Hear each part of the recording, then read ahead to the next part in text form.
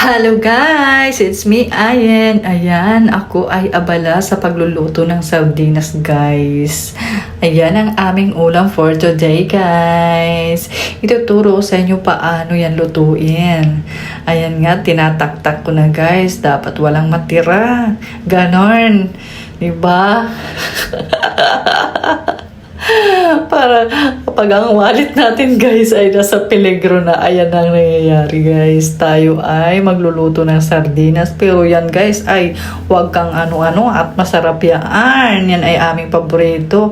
Kahit ang aking mga junakis, kung papili-piliin mo sila ng karne o yan ang pipiliin nila guys. You know, ganon talaga. Na-train ko sila guys para makatipid. Ayan ang mga nanay tips yan I-train nyo yung mga anak nyo na kumain yan lagi. Itlog, sardinas, tuyo. Yan, nako. Pak na pak yan guys. Yan ang aking tipid tips sa inyo. Ayan, at akin nga. Yan, ako guys yung magluluto na hindi naka-prepare yung mga ingredients. Kaya kung ano lang maisip. On the spot, ayan, nilagyan ko yan ng 4 na itlog guys. Akin yan pinirit-pirat, pinisa-pisa. Ayan, at aking hinalo-halo. Ayan guys. At ayan na nga, at akin pang hinalo-halo yan ng talagang para maghalo-halo sila dyan at magsama-sama at para sa kanyang ikasasarap. Ayan nga guys, dahil hindi ako naka-prepare, ayan, at ngayon ko pala binabalatan yung aking ilalagay na bawang. Ayan, at diba, ayan ang aking prepare, ang aking bawang. 3 pirasong botel ng bawang. Naalala ko noon guys, si mama inuutusan ako bumili sa tindahan ng bawang. 1 piraso laang ang pinapabili sa akin. 1 botel lang yan.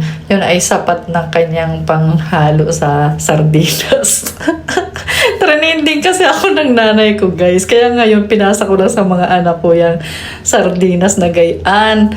Para, di ba, ay, laman tiyan yan. Ay, kasarap niyan. Aba, ayun nga ni.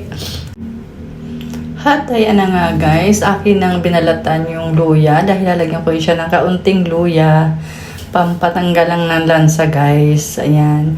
Akin na siyang binalatan at akin siyang ihiwain ng maliliit lang para hindi guys malasahan ng aking mga junakis. Dahil alam niyo naman, ayaw nila ng mga ganyan-ganyan. Kaya maliliit lang, kaunti lang. Hindi ko na siya nilagyan ng sibuyas dahil wala akong sibuyas, guys. Kaya ayan guys, tipid tips again.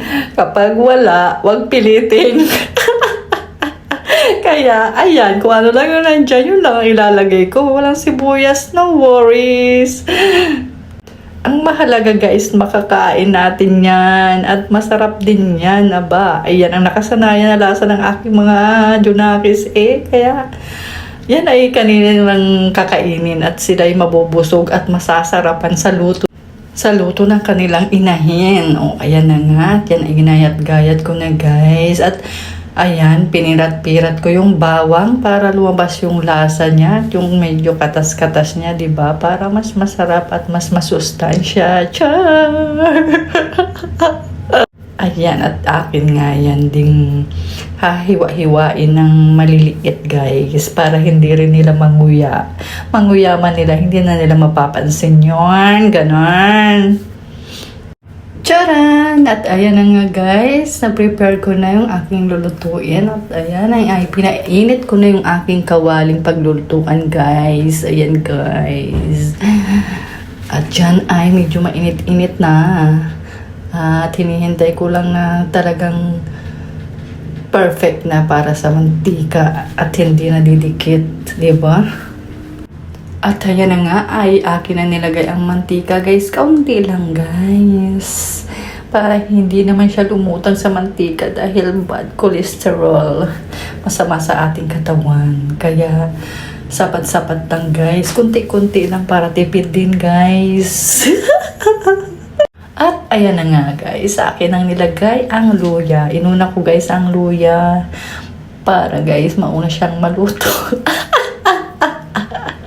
At para guys, lumabas yung kanyang aroma. Ayan, sinunod ko na ang bawang. Ayan guys, apakabango yan guys, you know.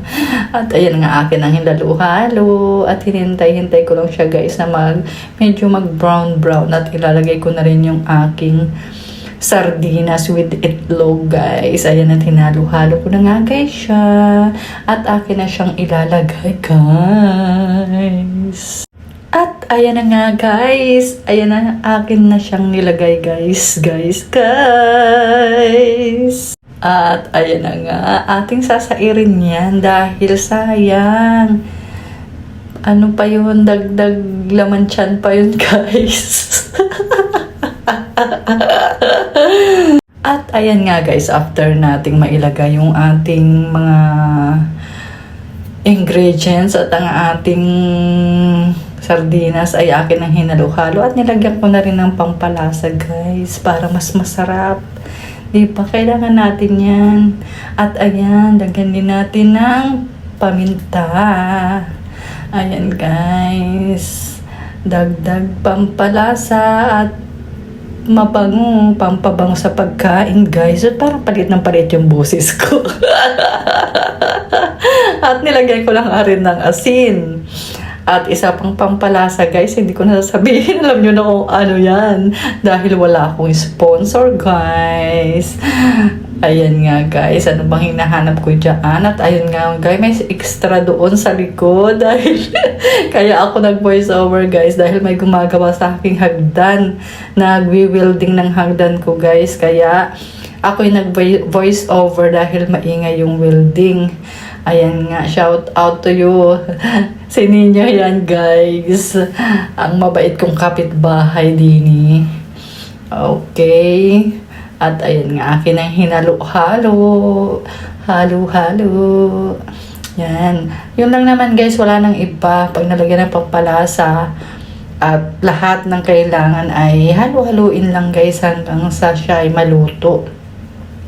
At syempre, maya-maya guys ay atin muna niyang tatakpan para mas ma-absorb niya yung lasa ng ating mga ingredients. Wow, kumaka-ingredients naman. Ayan na. Tara!